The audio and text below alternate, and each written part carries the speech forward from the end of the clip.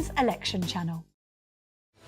I'm Patrick Christie's. Every weeknight from 9, I bring you 2 hours of unmissable, explosive debate and headline-grabbing interviews. What impact has that had? We got death threats and the bomb threat and so on. Our job is to do what's in the best interest of our country. You made my argument for me. My guests and I tackle the issues that really matter, with a sharp take on every story. I'm hearing it up and down the country. That was a beginning, not an end. Patrick Christie's tonight from 9 p.m, only on GB News, Britain's news channel.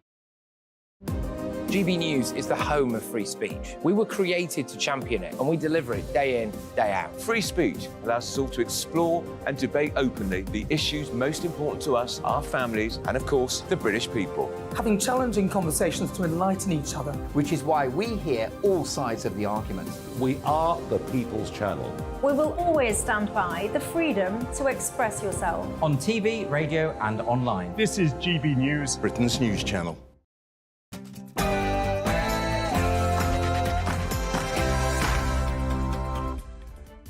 Hello, good evening. It's me, Jacob Rees-Mogg, on State of the Nation tonight. The noble Lord Cameron has suggested the United Kingdom does not need to leave the ECHR to stop small boats, echoing concerns by George Osborne months ago. But is he right? Can we stop the migrant crisis from inside the foreign court? Ofcom is sounding a warning to broadcasters in the run-up to the general election. What does this mean for GB News and for me? Rishi Sunak has said he would boost defence spending and put Britain on a war footing. Has he ensured the defence of the realm or edged us closer to conflict? Plus, the defining issue of the season, as the Prime Minister establishes his trademark shoes, the Adidas Sambas, I will be breaking my silence on the matter of footwear in politics. State of the Nation starts now.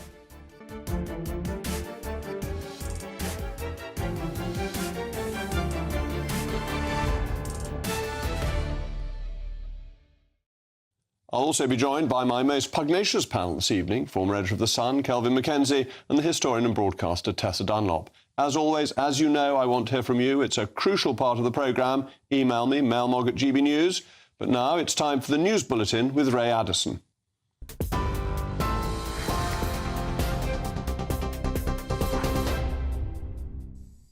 Thanks, Jacob. Good evening. Our top stories tonight. A teenage girl has been arrested on suspicion of attempted murder after 2 teachers and a teenage student were stabbed at a secondary school in Wales. A Man Valley school was put into lockdown shortly after 11 a.m. after 3 people were injured.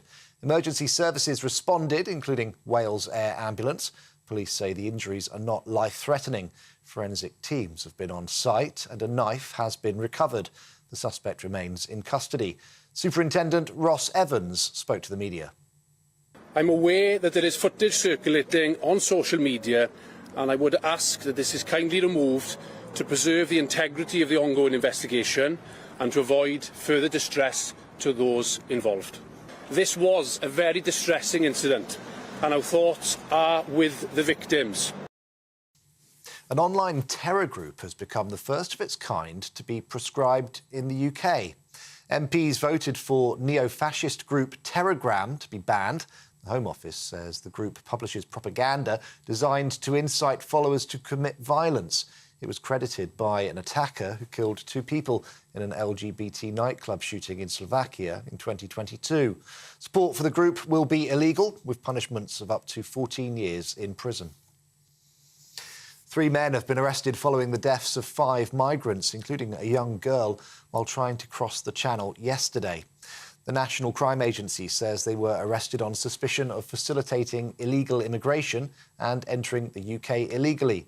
Those detained include 2 Sudanese men, aged 22 and 19, and a 22-year-old South Sudan national. It comes as figures from the Home Office show that more than 400 migrants crossed the Channel yesterday. Well, a man's been charged after a 9-year-old girl was kidnapped in Knightsbridge in central London. 56-year-old Robert Prusak was charged with multiple offences, including kidnap and sexual assault. The child was reported missing on Brompton Road in London on Monday. The former leader of the Democratic Unionist Party, Sir Geoffrey Donaldson, has been released on bail. Northern Ireland's longest-serving MP was suspended from the DUP following his arrest last month for what's been described as historical sex charges, including 1 count of rape. His wife has also been charged with aiding and abetting in relation to the same investigation. In his resignation letter, he said he would be strenuously contesting the allegations. And the government is set to face a High Court challenge against its XL bully ban. Campaign group Don't Ban Me, Licence Me has been given permission to bring legal action against the Department for Environment and Rural Affairs. The large bulldog-type American breed was added to the list in October last year following a series of attacks. Campaigners argue that the ban is unlawful and irrational. Well, for the latest stories, sign up to GB News Alerts by scanning the QR code on your screen or go to gbnews.com/alerts. Back now to Jacob.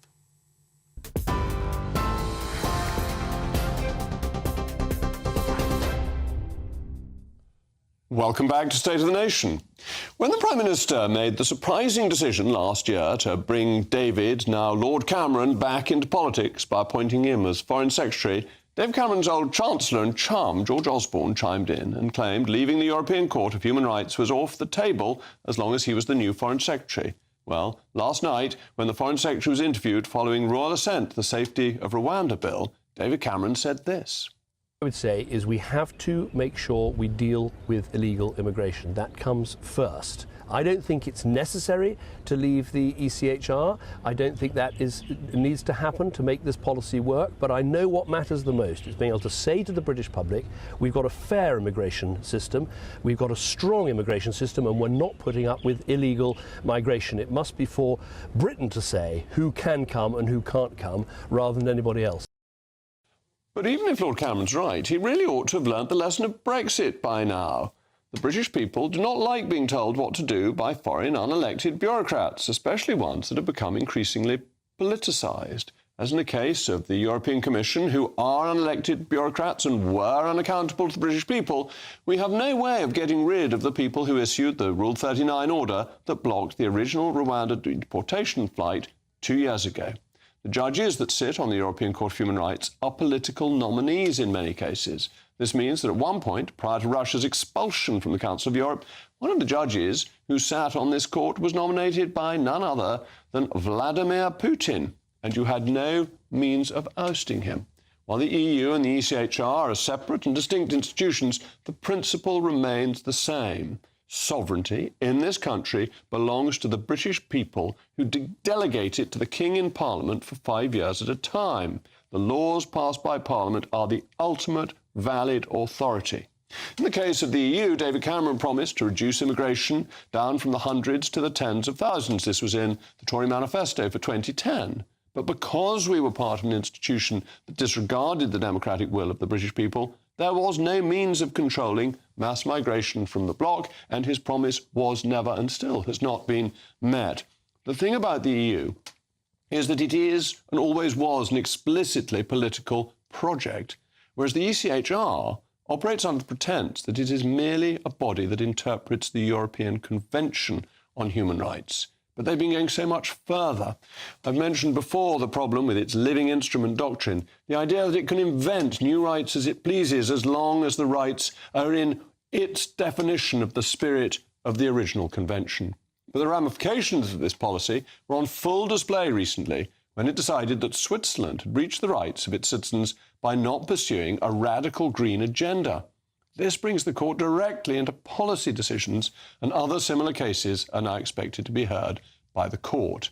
The court is now as politicised as the EU. And although the EU was bad for this country, at least there was a thin veil of democracy in the European Parliament. In the case of the ECHR, there's nothing you can do. There's no way of voting to change the law, which is exactly why it's time to leave it, as the real safeguard of human rights has long been Parliament via your votes. And the sooner the noble Lord Cameron understands this, the better. As ever, let me know your thoughts, mailmog@gbnews.com. But I'm joined now by a friend of the programme, human rights and immigration lawyer, Ivan Sampson. Ivan, thanks as always for coming in. Pleasure. If the European Court of Human Rights issues another Article 39 injunction, for want of a better term, there will be a huge row, won't there, between the UK and the ECHR? Potentially, yes. But the bill, the Rwanda bill, disapplies the Human Rights Act. That's what it does. And as you know, the Human Rights Act incorporates the European Convention of Human Rights into domestic legislation. And it also gives the power to the Secretary of State to override any interim injunctions. So there's going to be a conflict between the Convention and what the Secretary of State does. And remember, Article 2 and 3 of the Human Rights Act says that British courts must apply the law and jurisprudence of the European Convention or European courts. But it also says in the Human Rights Act that the UK court can only issue a certificate of incompatibility. It can't overrule Parliament. The principle of parliamentary sovereignty is maintained within the Human Rights Act and has been firmly reasserted in the Rwanda Act. This is where you and I differ, because I believe in what's called the universality of human rights laws. No Parliament can say it's OK to convict someone without a fair trial. And even if Parliament enacted such an act, it would be unlawful. So Parliament's only sovereign insofar as its laws comply with fundamental human rights. The issue there is who is the right judge of that, because I don't want Parliament to sentence people to death by bill of attainder, as it used to be able to do. But that won't happen because the British people wouldn't vote for that to happen. Whereas the human rights that we're getting from the Convention, and we saw this very strongly with the Swiss judgment recently, is intervening in things that are best decided by local democracies. Well, the European Convention is political. If you look at the articles and the Human Rights Act itself, the right to freedom of assembly, for example, that's political. The right to a free election, that's political. So you can't separate human rights from political rights because they're intrinsically linked. OK, but if you take a right to a free election, there are some people who would argue that first past the post does not give you a proper election system. Now, it seems to me unquestionably that should be decided by Parliament, not by the European Court. We used to have voting at the age of 21. Some people want it to be 16. Again, that should be decided by our Parliament, not by the European Court. So you only ought to get into these areas if the judgment of Parliament is that nobody can vote until they're 50 or something like that, something that is so egregious that it is a threat to something where it's not a matter of judgment, it's just an attempt to fiddle things. Now, as the European Court's got more political with a capital P, it's interfered in the detail, and that's where I think we need to pull out, or ideally reform it, but as that seems extremely difficult and long process, to pull out and make our laws for ourselves with the protection of our democracy. No, I agree with you to some extent, because you remember the prisoners' right to vote. That's a good example where Parliament decided, no, they didn't have a right to vote if they were in prison, because they gave up that right by committing criminal offences, where the European Court said, no, that's actually a breach of individuals' human rights. So I agree with you about that. But the fundamental right to a free vote, that they can't tamper with. But that isn't going to be taken away by the Sovereign Parliament anyway. Indeed. So it seems to me that I'm in favour of our ancient rights, the liberties of the English back to Magna Carta and Britain, the United Kingdom, and so on. But I've always thought the best protector of those is the King in Parliament, rather than an overarching court, which makes decisions that are judgment rather than fact. So on Rwanda itself, with the Supreme Court, it started saying that as a matter of straightforward fact, Rwanda is not safe. That seems to me always to be false, that it's a matter of judgment, and the minister's judgment and the judge's judgment differed, but it's not an absolute fact. It's not a fact like the sun is 92 million miles from the earth. But every minister must take advice before making that judgment call. And what we had was the Supreme Court took advice from experts, from the United Nations, from organisations like Amnesty International, Human Rights Watch. It read all the reports. It read about Paul Kagame, what he's about. And having looked at all of that, it said this policy is not lawful. Well, it didn't say the policy wasn't lawful quite, did it? It said that the implementation of it at the moment wasn't lawful. No, if you read paragraph 149... But it didn't say the policy of removing people was automatically illegal. That was merely the point I'm making. Sending people to Rwanda. Yes, that was unlawful because it deemed Rwanda was unsafe. Principle of refoulement. But this is where the issue has to be a high test of judgment, the old Wednesbury test. Is the judgment so irrational that no ordinary, normal person could come to that conclusion, rather than we've heard from the UNHCR, which sends people around anyway, one thing, we've heard from the Minister the other, we're deciding this, that's the judges making a fundamentally ministerial decision. Well, that's an old law, the Wednesbury versus Associated Pictures. Look, the amendment by Lord Hope, why was the government so afraid of that? If the judgment is based on facts, that amendment, why did they run away from that? Lord Hope's amendment was a straightforward wrecking amendment because it would have brought the court straight back in and would have undermined the whole principle. Well, it wouldn't have brought the courts back, because you would have had a committee to say, here's the evidence. It would have brought the judges in, because the judges could then have decided whether the committee was rational. And so it would have undermined the whole bill. I'm being told I've got to finish. Sorry, I banged on too long. Thank you very much to Ivan. It's always such a pleasure to have him on. Coming up, the media regulator Ofcom has issued some news which affects State of the Nation. Plus, the question of whether marshmallows, I've got some here, are a sweet or an ingredient has shocked and divided the entire tax system.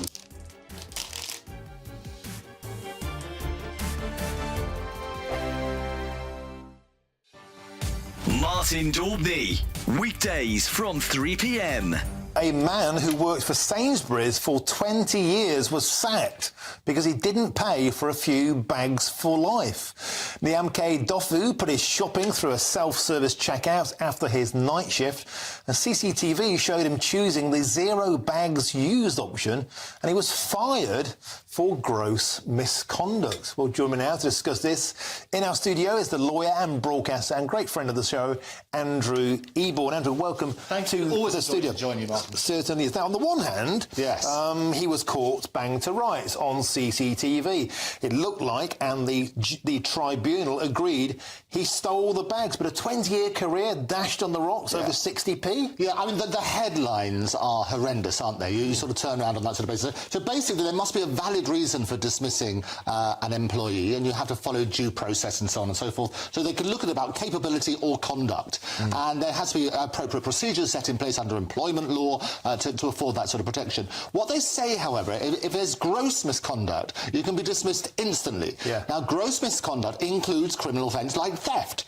And the reality is, in the law, if you take property, whatever its value, with the intent of permanently depriving the person of it, then that is theft. And so what they did, they looked at the CCTV footage, and the Employment Tribunal had a look at this sort of stuff, and the guy wasn't just pressed no bags, he went backwards and forwards and so on and so forth. So he knew he was getting bags, and what they sort of turn in, I always sort of trust comes in on foot, but leaves on horseback. And so what Sainsbury's are saying in their defence is, hang on, we lost trust in the guy, even though 20 years and so on and so forth. We need to make sure we have trust in our employees. Do you think they've thrown the book at him, thrown the bag at him, to make all of us worry about us being watched by CCTV? Is this fella a scapegoat? Oh, I think without doubt it's a story and a warning for everybody. I'm Andrew Doyle. Join me at 7 o'clock every Sunday night for Free Speech Nation, the show where I tackle the week's biggest stories in politics and current affairs with the help of my two comedian panellists and a variety of special guests. Free Speech Nation, Sunday nights from 7 on GB News, the People's Channel, Britain's news channel. Every Sunday from 11, join Michael Portillo. There will be topical discussion, looking at the week before and the week to come. So kick back and relax at 11 a.m. on Sundays on GB News with me, Michael Portillo. GB News, the People's Channel, Britain's news channel. Good afternoon, Britain. Good afternoon, Britain. Weekdays from midday, we bring you the most compelling stories from across the United Kingdom. And why it matters to you. From your doorstep to our inbox. That's right, we want to hear from you. Good afternoon, Britain. Only on GB News, the People's Channel, Britain's news channel.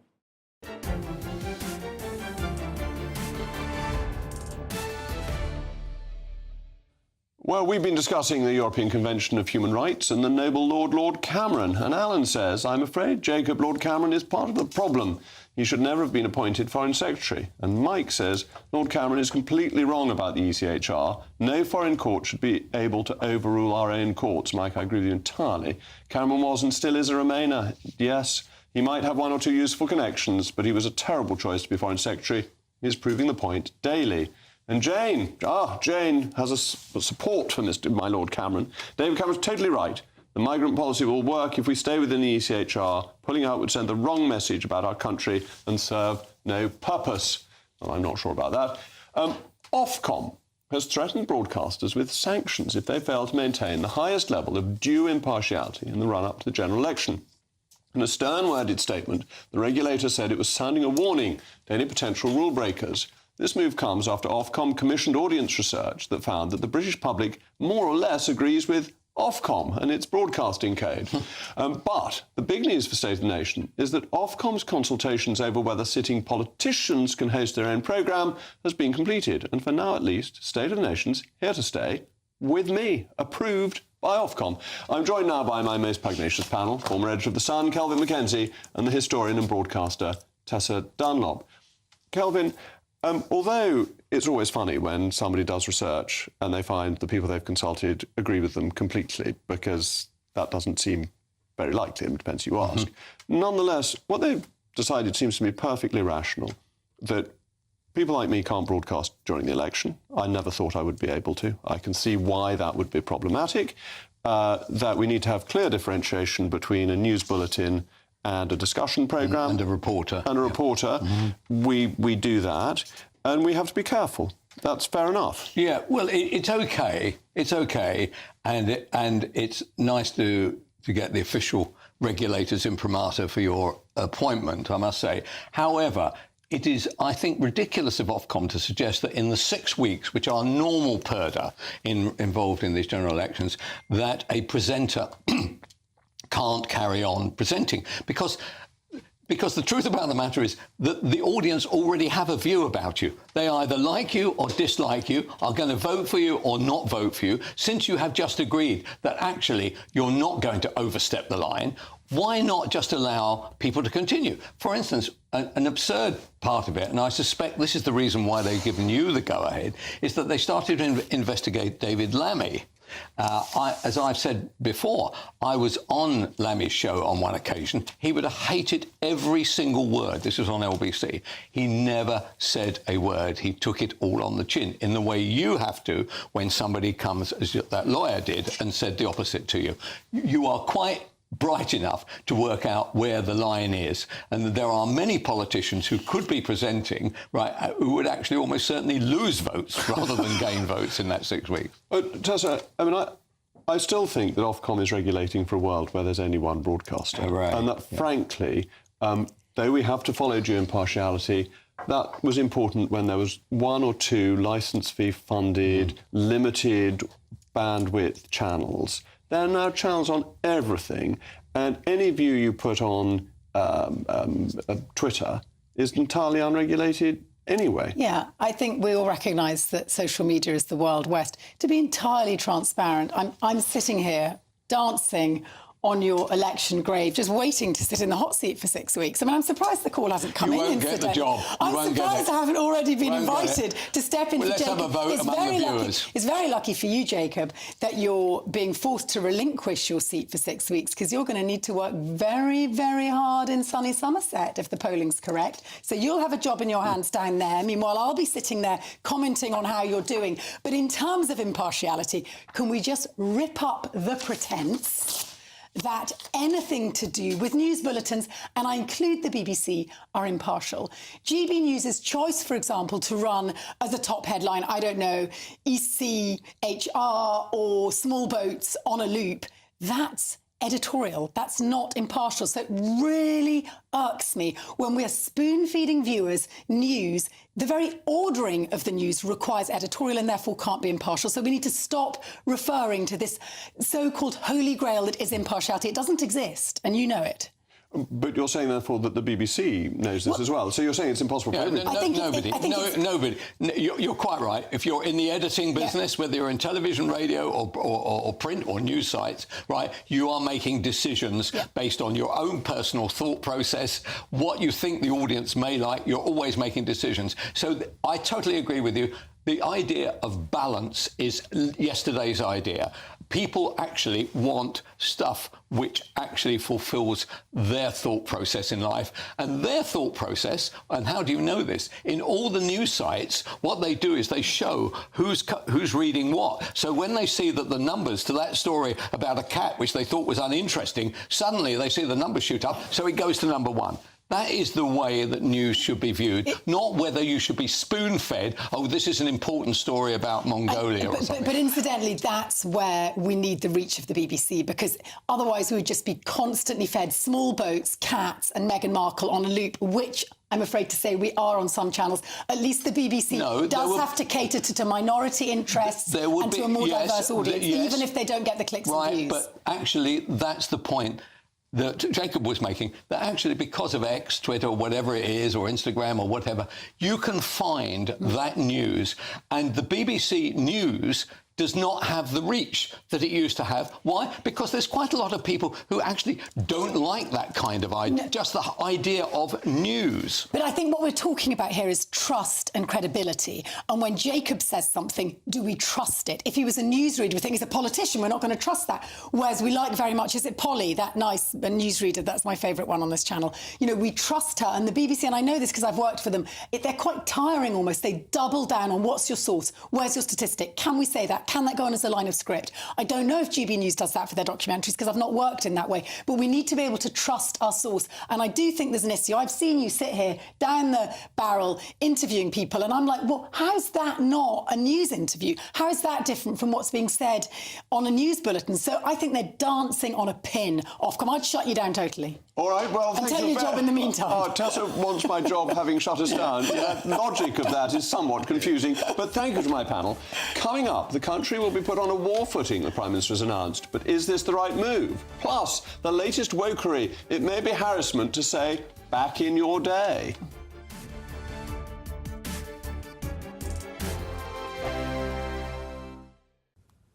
Hi there, welcome to the GB News forecast from the Met Office. It's going to be chilly overnight. Through the next 24 hours, however, increasing cloud will bring further showers by the end of Thursday. We've got higher pressure ebbing away towards the west and this increased influence from low pressure to the east. In between, some clear spells overnight and a chilly northerly airflow. That means temperatures will fall quickly. Under any clear spells, in rural sheltered spots, temperatures will dip below freezing. Generally in urban areas 4 to 6 Celsius, and there'll be variable amounts of cloud first thing as well. There'll also be increasing amounts of showery rain moving through Northern Ireland, parts of Wales, northern and central England, as well as the northeast of Scotland. The showery rain will become more widespread by the afternoon, so for much of England and Wales it's a case of bright spells interspersed by showers. Drier towards the northwest, western Scotland mostly dry with some decent sunny spells, 12 or 13 Celsius here, 14 or 15 in the southwest, just 10 again on the North Sea coast. Friday starts off cold with a frost in many places. A sunny start, but quite quickly the cloud will build and we'll see further showers here and there, particularly towards the east. The weekend brings more unsettled weather from the south, longer spells of rain affecting many parts of England and Wales, drier for Scotland and Northern Ireland. In the GB newsroom, we bring you the news as it happens. With our team of dedicated journalists across the UK, GB News brings you accurate reporting of the day's topical agenda. When the news breaks, wherever and whenever it's happening, we'll be there. This is GB News, the People's Channel, Britain's news channel. Every Saturday, 10 till 12, we'll bring you all of the news that you need to know. We'll also remind you that there is so much to smile about. It's my favourite time of the week. I get to relax, enjoy some light-hearted stories and let Ellie teach me about fashion too. That's Saturday Morning Live, every Saturday, 10 till 12. Only on GB News, Britain's news channel. Join me, Neil Oliver, every Sunday night at 6 p.m. on GB News. And if an hour is not nearly enough for you, go to gbnews.com for special extended episodes online every Friday at 9 p.m, where we can truly get into the nitty-gritty of what's going on. GB News, Britain's news channel. Are the newspapers getting you down? My wife didn't divorce me that month. Struggling to separate the wheat from the chaff? I know that it's a bit of a circus at the best of times. Well, don't worry. Headliners has got you covered. We'll take the burden of reading the day's news, and if we get depressed, who cares? It's an occupational hazard, frankly. That's Headliners on GB News from 11 p.m. till midnight, and the following morning, 5 till 6 a.m. on GB News, the comedy channel. Nah, just kidding. Britain's news channel.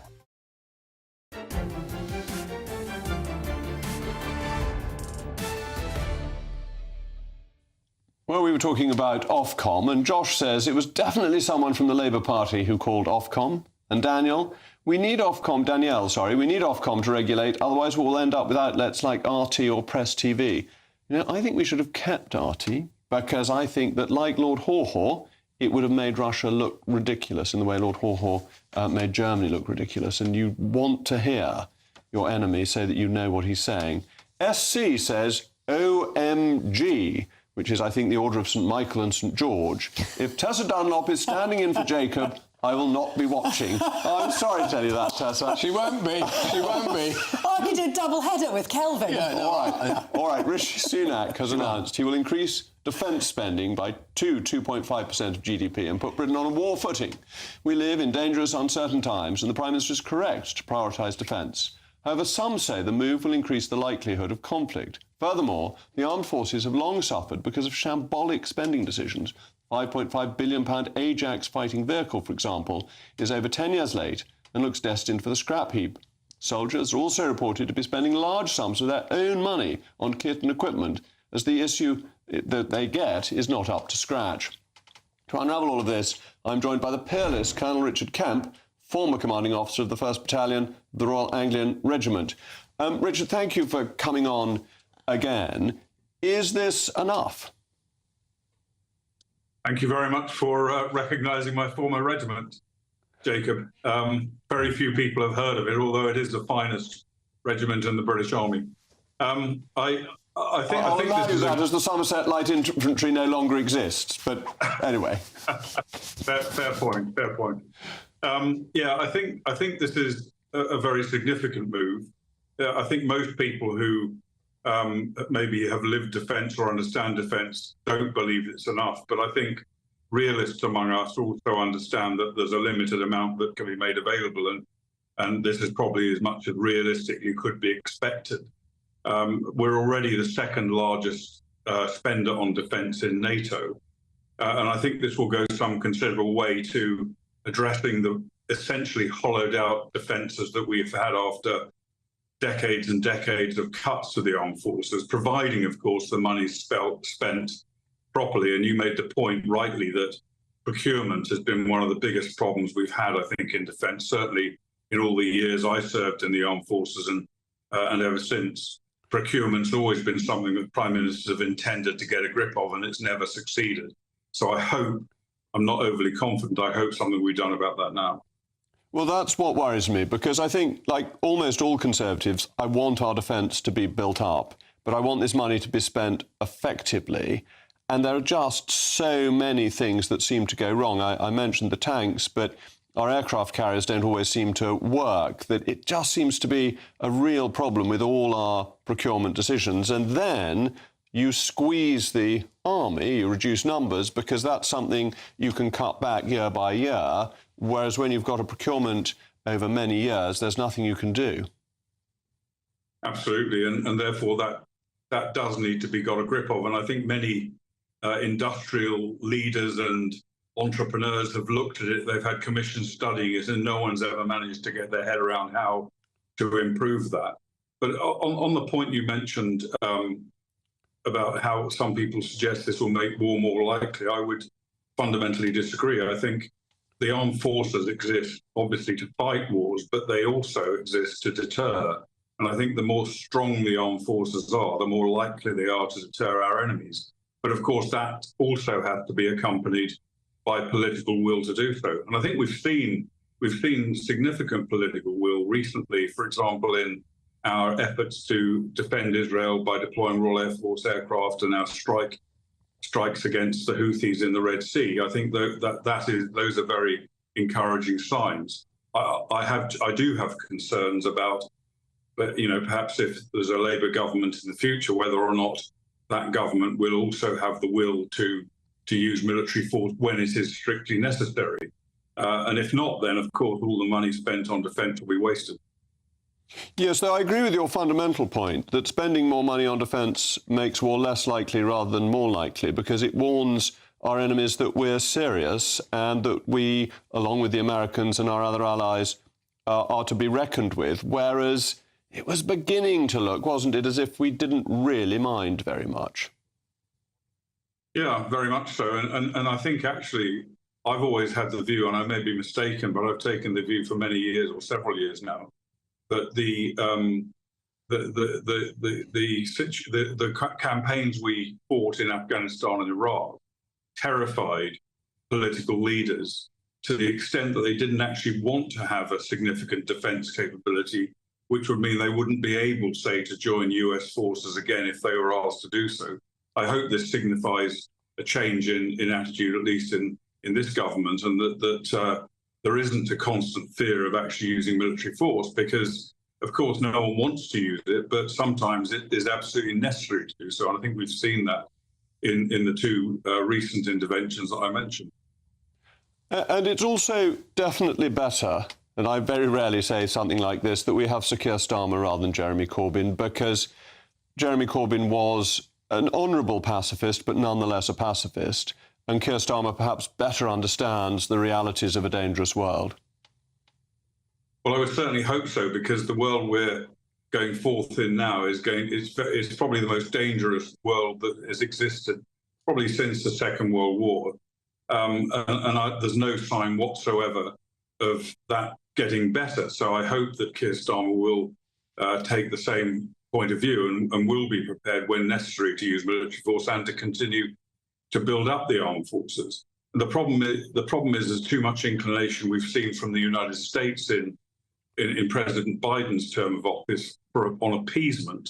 And appeasement, I think, led to, part of which was the withdrawal from Afghanistan, the refusal to really stand up for our friends and allies. That led, I think, to the invasion of Ukraine. It led also, I think, to what Iran did to Israel a couple of weeks ago. And so I think that shows that appeasement basically provokes and strength deters. And I think a British leader, whether it's Keir Starmer or whoever it might be, has a significant role in stiffening up US resolve.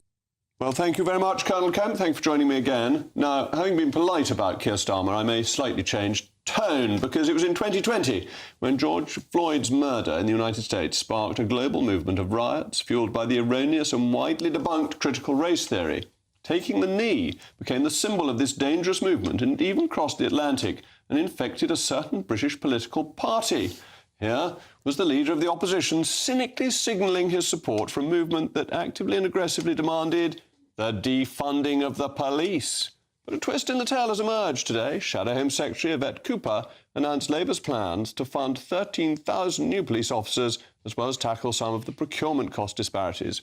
So in a few years, we've gone from defunding the police to funding the police. I suppose Labour can only hope not to have a repeat of this old gem. So how much would 10,000 police officers cost? Well, if we recruit the 10,000 police men and women over a 4-year period, we believe it'll be about £300,000. £300,000? Sorry, 10,000 police officers? What are you paying them? Well, that was very unfair, but I'm joined now by former Labour Minister Ivor Kaplan. Ivor, thank you very much for joining me this evening. Do you think that listening to that again? I know. It's a bit unfair because all of us make mistakes in interviews and they get repeated. So I have a certain sympathy with Diane Abbott. But this is quite a big change by the Labour Party, isn't it, from supporting an organisation that wanted to defund the police to 13,000 more police officers? Well, I think you're looking too far back there, if I may say that. But just on the issue, I think this is actually good policy by the party to actually come out and say, look, in our view, we need to change the policing. We need more policing. We need particularly neighbourhood policing, which we would all recognise as a former MP and you as an MP, we would all recognise that in Somerset you need people on the neighbourhood.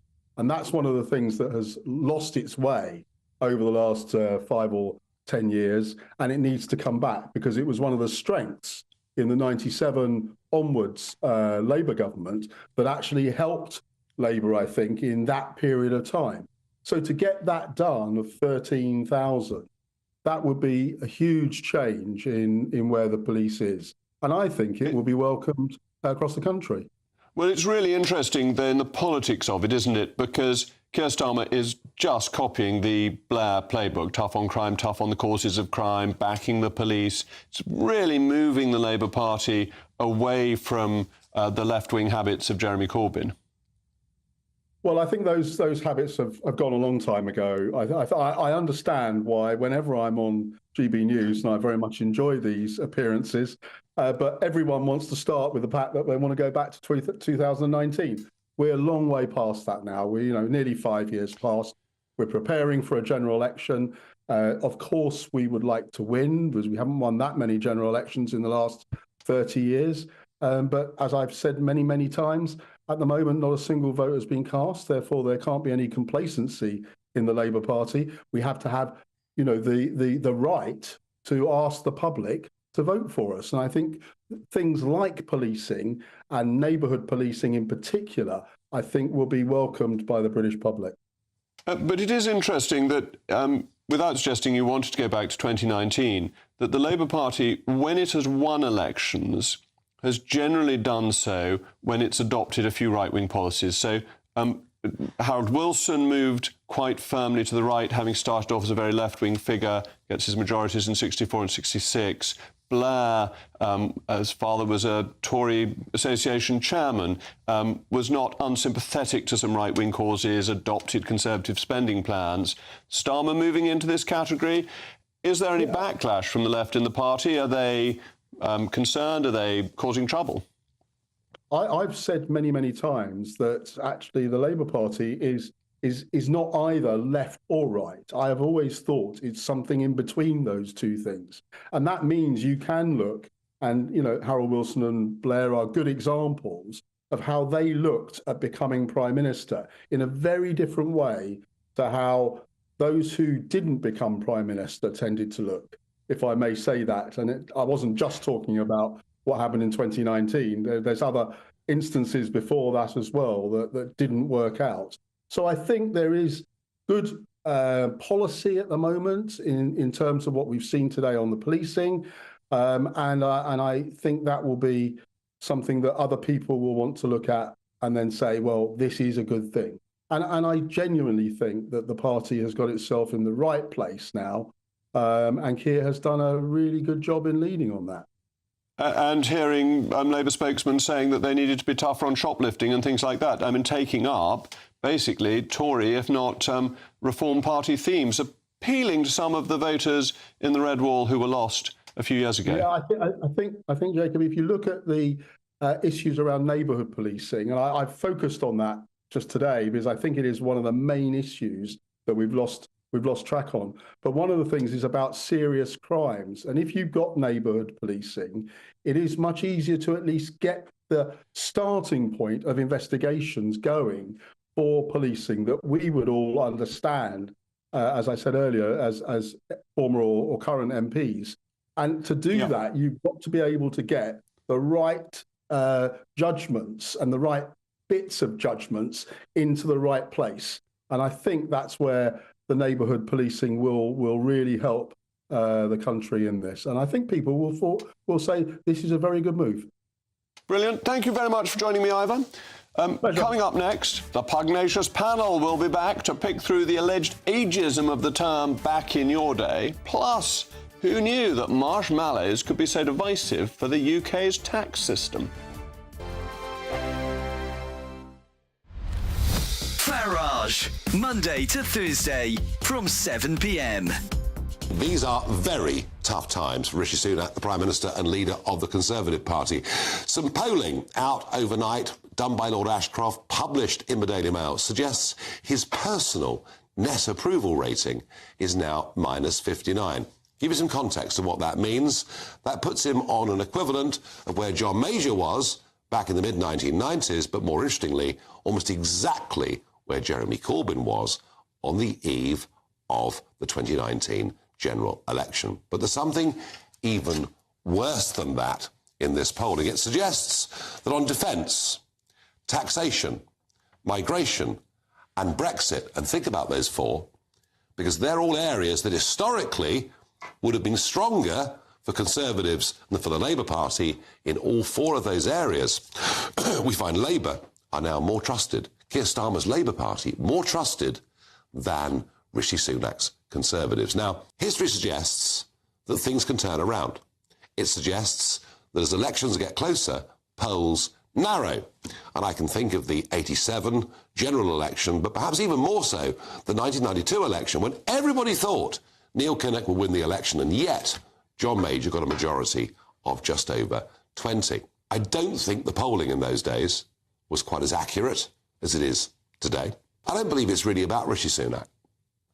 I think if Winston Churchill came back and led the Conservative Party, it wouldn't really help their ratings very much. My belief is it's the Conservative brand that's really taking the hit. 14 years, people feel very let down. Nobody quite believes anything they come up with. I believe that the Tory brand is absolutely in the bin. I don't think Rishi can recover. But tell me, am I wrong? Join me, Camilla Tominey, every Sunday at 9:30 when I'll be interviewing the key players in British politics and taking them to task. This report basically says that he's not fit to stand trial. With an upcoming election looming over Westminster, now is the time for clear, honest answers. I agree. And that's precisely what I'll get. Is he indecisive? Incompetent? That's the Camilla Tominey Show at 9:30 every Sunday on GB News, the People's Channel, Britain's election channel. We're GB News, and we come from a proud tradition of British journalism. That's why I'm so excited to be here. It's something so new. The first news channel to be launched in Britain in over 30 years. Launched to represent the views of the British people. To go where other broadcasters refuse to go. How did you find out about the story in the first place? Launched with one aim. To be the fearless champion of Britain. It's an absolutely fantastic atmosphere here. This is GB News. The People's Channel. GB News, Britain's news channel.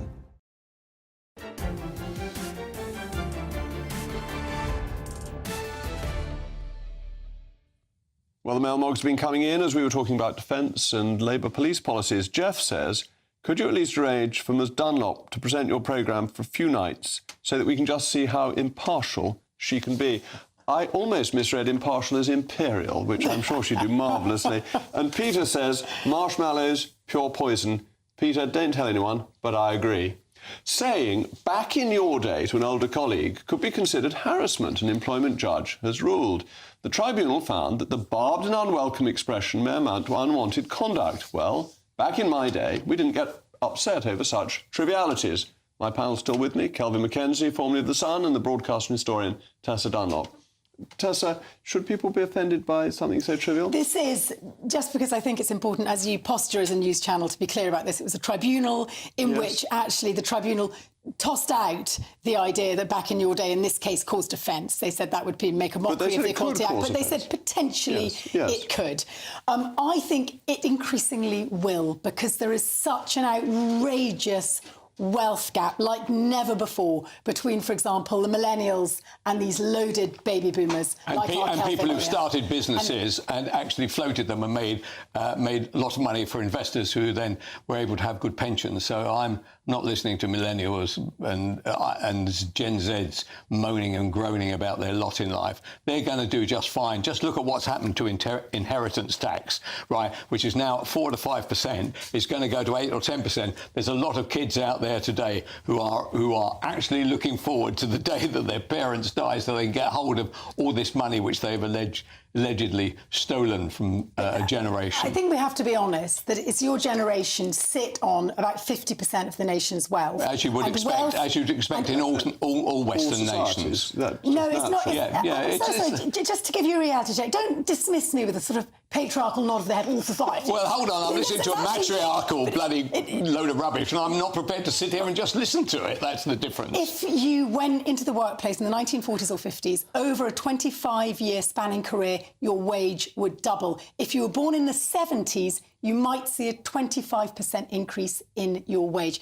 Incomes have not gone up in the way that they did for your generation at the same time as you sit on wealth which has grown. So the disparity between those who are on incomes and those who depend on wealth. And one of the reasons why at the moment we don't just have a sex drought, we have a baby drought, is because people of fertile age cannot afford to breathe. They feel threatened by the Russias and the Chinas and the Middle East situation. Let's be honest, they're broke like never before. Well, I am not dropping a tear for anybody who isn't prepared, for instance, to do what most people did, which is work much longer hours, not work from home, not being able to have phones where they could talk to their mates 24 hours a day, not complain endlessly about being asked to do things called work. Oh my God, I don't have to do work as well as look at my phone, do I?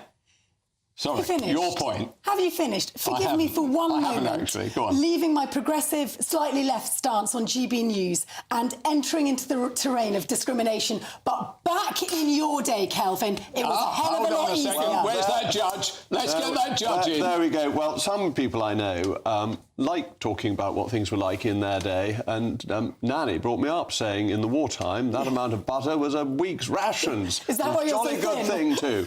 Anyway, there is a spectre haunting Westminster. The spectre of statesmen wearing sambas, whatever they are.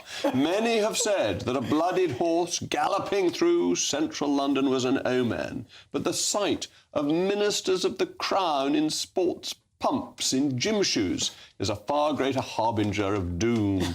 Decline in dress standards and the ubiquity of breezy informality may be something traditionalists have to make peace with in this day and age. However, I'm sure even the most sartorially relaxed must agree that this is simply a step too far. The message this sends to the world is not one of a trendy modern country, but a deeply unserious one. Over to my panel. Come on, Kelvin. Proper shoes for gentlemen. No, I don't agree. Really, I think such a lefty. I think that Sunak, if he wants to wear those, he points out in his own interview the idea that the Prime Minister, with all this stuff going on around him, has to face questions like this is ridiculous. But he points out that I've always worn these sambas, and I wore. He must have say he's worn them for 5-7 years. He should continue wearing them. The fact that he wears trousers which are slightly showing off his ankle, that's up to him, and he wears short jackets. I am not offended by that. I'm offended sometimes by some of the things which he actually says, but I'm not going to be offended by his fashion sense. I think we've got a clip of Nigel Farage's shoes. Can we see Nigel's? Rishi Sunak thought he'd get down cool with the kids and wear a pair of sambas, and it bombed. I'm not a samba man, I'm more of a gazelle man myself. Yeah, I've got my Adidas gazelles on. Flash shoes, which I think I had at school. Dunlop. Dunlop, and named in your honour. Oh, is that right? Indeed. Yes. And I used to always wear Dunlop, but now to the absolute horror and ridicule of my daughter and husband, because I broke my ankle, I've had to go for a squidgier sole, and I wear Steve Madden's. My goodness. Which I have just... Are they trendy? In. They glitter and they flash. Because I used to wear heels, but now, because I have a dodgy ankle heading towards old age, well, I've never had it so good. Back in your day. Back in my day, I have to wear sparkly trainers. It is for comfort. What I find rather touching is that both Keir and Rishi are, small men. I think they'd come up to about here on me, I believe, I'm told. And yet they're not sufficiently vain to want to wear a sort of slightly stepped-up shoe, and I find that quite attractive, that Unlike they don't care. a former French president who used to do that. Indeed. Yes. So we shouldn't worry about... No, we should worry about what people say. We shouldn't worry about the way they dress. I think there's nothing wrong with a good, solid, stout pair of Oxfords. Now, who knew that the question of defining a marshmallow could have such serious implications. In the United Kingdom, confectionery is subject to value-added tax, but food ingredients are not. You may think the two categories are quite distinct. However, HMRC has been roasted over the fire in a courtroom battle which saw a food company convince a judge that its marshmallows fall into the ingredient category. How, you may ask? Well, apparently because it was sold and purchased as a product specifically for roasting. In other cases, and I've got some of these, small-sized marshmallows, these are Haribo, were subject to VAT, but because these marshmallows were larger, they escaped tax-free. Isn't this exciting? And we should always remember, tax-free is a good thing. No VAT on marshmallows means cheaper marshmallows for you, and that can only ever be positive. Well, I hope the same rule will apply to my Mars bars so that they can be deliciously deep-fried. And there's a picture of a deep-fried Mars bar, which I gorged myself on with great pleasure. Anyway, that's all from me. Up next, it's Patrick Christys. Patrick, how nice to have you back. I hope you had a nice holiday. But what have you got on the bill of fare this evening? Any deep-fried Mars bars? It's just deep-fried Mars bars all round. Absolutely, Jacob. Look, thank you very, very much. Look, I've got a heck of a lot on tonight. Did the police actually want to batter patriotic Englishmen the other day? I take Archbishop Welby's Rwanda hypocrisy apart line by line. Rishi Sunak has torpedoed Starmer when it comes to defence. And drag queens for Palestine, Jacob. That really is turkeys for Christmas. Well, that always sounds very exciting, and people will be listening with rapt attention. That's all coming up after the weather. I'll be back tomorrow at 8 o'clock. I'm Jacob Rees-Mogg. This has been State of the Nation, and you'll be looking forward to knowing what the weather is like in Somerset after I told you yesterday that they were expecting visits at Glastonbury from St George, St David and St Patrick. We only need St Andrew to go to make up the quartet of UK patron saints. Whether they were there today, I haven't yet had a report, but if they had been, the sun was shining, as it will be tomorrow, as it always does, et in secula seculorum. Amen. A brighter outlook with Box Solar, sponsors of weather on GB News. Hi there, welcome to the GB News forecast from the Met Office. It's going to be